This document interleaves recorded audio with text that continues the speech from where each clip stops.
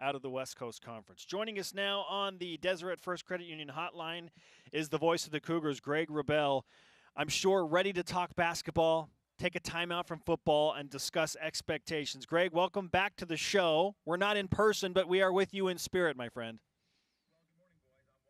As I speak to you right now, so I do feel like we're still linked and bonded electronically. That's important. 1 week from tonight is the Cougar tip-off, and so I'll be calling basketball in 7 days. It's a good feeling. What is that like for you in the middle of a football season that finds BYU at 1-6 in a historic losing streak, preparing for a basketball team that's coming off of a, and I use this term loosely, disappointing season? What's that like for you right now? Well, first of all, it's pretty good, when your dip years are 22 wins and playing in the NIT, and that's where BYU's at. And I hope that fans don't take for granted the kind of winning Dave Rose has done over his tenure, because what he does at that kind of level, consistency-wise, 20-plus wins every single year, playing in the top two tournaments, don't take it for granted. Do appreciate what's been happening with BYU basketball to the same extent where football. I hope people have appreciated how tough it's been to be 500 or better and get to a bowl game in 12 straight seasons, because those streaks are in jeopardy this season. And so again, dip years come around, but they don't come around very often for BYU, whether it's basketball or football. And so I really do hope that fans do appreciate the kind of winning BYU's done with their two marquee programs over the last 12, 13 years. And yes, it is a dip year now for BYU in football, but they're not the only team to experience it. And BYU is one of few teams to have been to a bowl game in 12 straight seasons and winning as much as they have. And so these things do happen, and fortunately for Cougar Nation, they don't happen too often. But back to your original question, I love this time of year. October is a wonderful month because it becomes a three-sport month. And so from October into November, between football, basketball, and soccer, you're doing, three sports in any given week, and the games come hot and heavy, and it's a fun time of year because, postseason play is a factor in both football and soccer. Basketball is just getting going, but postseason goals are always there, so I love this time of year. Let's talk football, and then we'll get to our Twitter question in a sec. But Kalani Sitake, BYU football's Kalani Sitake last night. We've been kind of beating the same drum the last couple of weeks, you and I, as we prepare the show for BYU football with Kalani Sitake. Yet he still has a good attitude. He's still hopeful that BYU is going to turn around. So what kind of sense do you get that this is the week BYU snaps the losing streak? Well, ECU really sets the table, right? Their defense is historically porous. And so if BYU's offense is going to get on track, it has to be this week, because everybody scores and everybody racks up huge yards against ECU. So if BYU is going to become the offense they think they have the potential to be, they have to show it this week, because everyone gets off against ECU. Everyone gets their numbers against ECU. And so, BYU has to join that group of teams. And I'm not saying they have to score the 50 points or average the 600 yards teams are averaging against ECU, but they have to show some productivity at a level commensurate with their talent. I still believe that BYU has talent to a greater level they're showing. Despite all the issues BYU's had, they've not been as good as they believe themselves to be, and I believe them to be. BYU, more than ever, needs to rediscover what it feels like to win a game. Let's say that the best-case scenario plays out for BYU. They come out, perform well, put together a complete game, beat ECU. At that juncture, is it reasonable to think that BYU can run the table after beating ECU because they have that winning mojo back to a degree and go to a bowl game? Well, if they beat ECU, it's reasonable to expect that they can string back-to-back wins together, because they're home to San Jose State the next week, and San Jose State has a lot of empirical benchmarks that fall even short of BYU right now. If they were to get to that spot, you got to get one before you get two. But if they were to win back-to-back games, then the Fresno State game becomes the linchpin game, because by the numbers, that's the one game that BYU's not expected to win of the final six. Yeah. And you could argue that at 1-6, you can't expect BYU to be favored in even 5 of 6 games down the stretch. But by the numbers, again, if you're looking at S&P and Sagarin and FPI and all these kinds of things, there's one game that they'd be by those numbers an underdog in, and that would be the Fresno State game. So that becomes your linchpin game. If you're able to string together back-to-back wins and then you go on the road and beat a Fresno team that by the numbers is better than you, then if you've gotten 3, can you get the last 3? And it's a week-to-week question, and I don't want to prognosticate that it's a possibility or a likelihood as much as that is the goal, that is the end goal in sight. And we talked about it, last week. It's pretty clear what has to happen. Anything short of 6-0 takes you out of the postseason mix, and so it's at least a motivating factor. We'll see if that's enough, combined with the downturn in schedule, to get BYU where it needs it to be. We look at ECU and we see 1-6. We see the defensive numbers that you mentioned, and you think, oh, BYU should win this game. Yet ECU's 1-6 is similar to BYU's in that 4 of those 6 losses have come against teams that are in this week's top 25.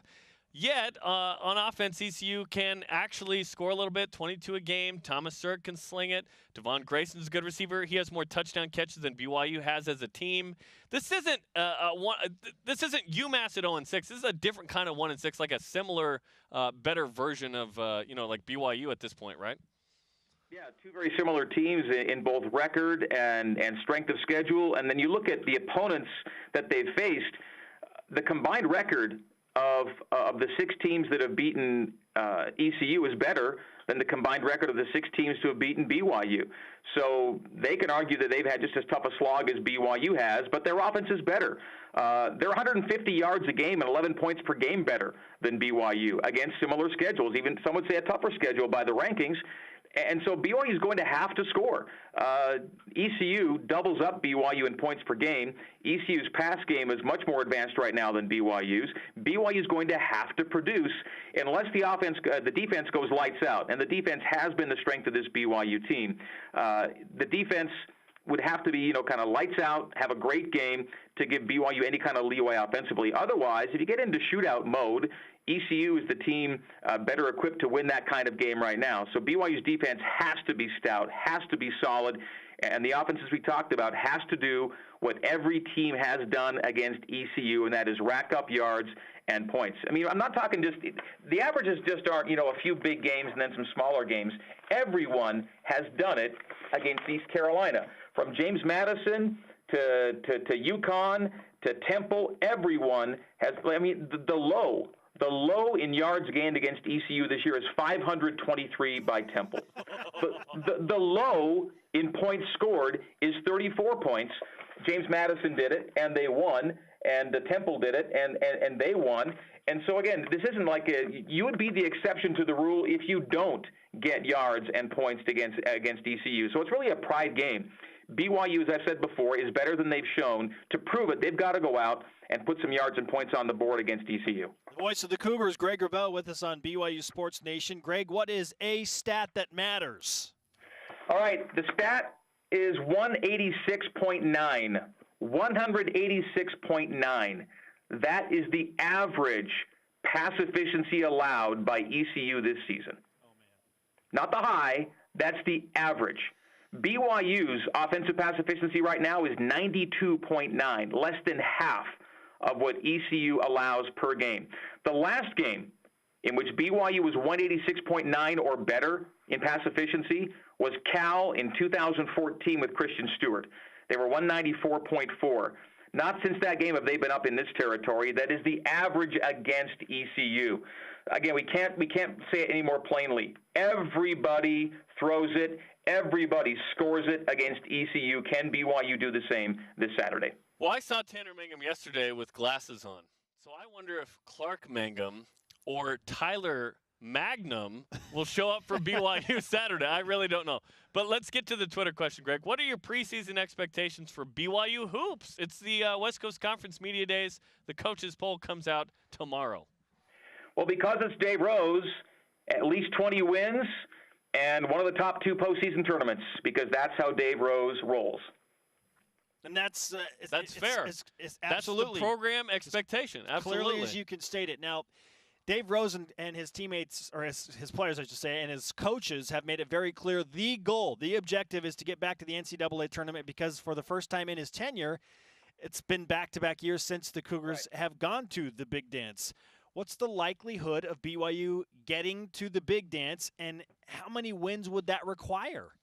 Well, if you concede that Gonzaga and St. Mary's are both NCAA bound, we're talking about the WCC being a 3-bid league again for that to happen, because I think it's likely that St. Mary's and Gonzaga will both be in the big dance. So we're talking about the WCC getting to 3-bid territory, which it's not impossible. It has happened. So that's what would have to happen. As to number of wins, it's so tough to tell today, but mid-20s upward has been kind of the formula for Dave Rose in the past. I don't think BYU will be picked anywhere other than third when the poll comes out tomorrow. It's where everybody has BYU this season. And if you're third to St. Mary's and Gonzaga, you can still be and have been a very good basketball team, as BYU has showed in the past. And so no shame in being top 3 in the WCC, considering how good St. Mary's and Gonzaga are. And yet BYU's proven, as they have in 3 straight years, they're good enough to contend and beat the league champs on their home floor. And so it's just going to be a matter of avoiding those quote-unquote slip-up losses, and it's always been that way. BYU's fared well enough against Gonzaga and St. Mary's to have been right in the championship mix. It's just those few games every year that Gonzaga and St. Mary's don't lose on a consistent basis that have kept BYU from being right at the top. That would be the objective, is you avoid any slip-up games and then do your best against the top 2. Yeah, and get to Tuesday night in the championship game, see what happens. Okay, it's that time. It's a cool thing about Canada. It is a staple of the show. Gregory, what do you have for us today? Well, we kind of alluded to him last week in talking a little hockey. But Jaromir Jagr, we brought him up last week, is in his 24th NHL season at the age of 45.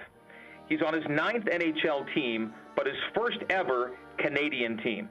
And it is likely with this Canadian team that Jaromir Jagr will later this season become the NHL's all-time leader in games played. He's currently at 1,714 games. The all-time leader is Gordie Howe at 1,767. So if Jaromir plays 53 more games, he will tie, and 54 more games he will break Gordie Howe, Mr. Hockey's all-time record for games played in the NHL, and he will do it in his first ever Canadian uniform, that of the great Calgary Flames. You could call him the Iron Man of the NHL, right? I call him Jaromir Jagr.